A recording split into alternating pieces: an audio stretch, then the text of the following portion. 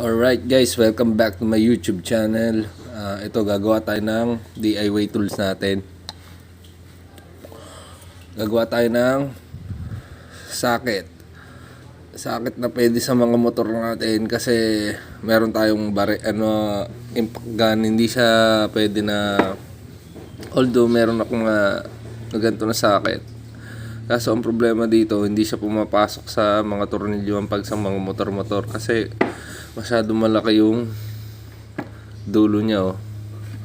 Kung i-compare mo sa mga ganito na mga T-range o Y-range, yan, maliit, kaya hindi siya pumapasok. Nakita nyo naman, laki nito. Although nakagawa na ako ng ganun, ito yan, 8mm to, nakagawa na ako, pero gagawa pa rin ulit ako ngayon ng ito. Tatlo to, nabili ko ng mura lang to. Yan, puputulin ko dito, tatlong size to, 8, 10 at saka 12.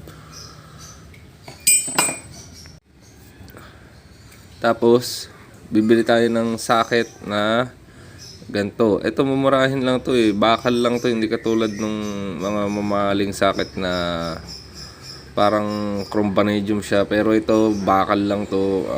Cheap lang quality niya kasi ang bili ko dito sa ganito ay 20 pesos kaysa bumili akong tatlo. Tapos ito naman, kano ba bili ko? Yan, 65. Yan, murang-mura lang. Makakagawa na tayo ng socket na pwede sa mga motor maganda na pwedeng ilagay natin sa impact gun.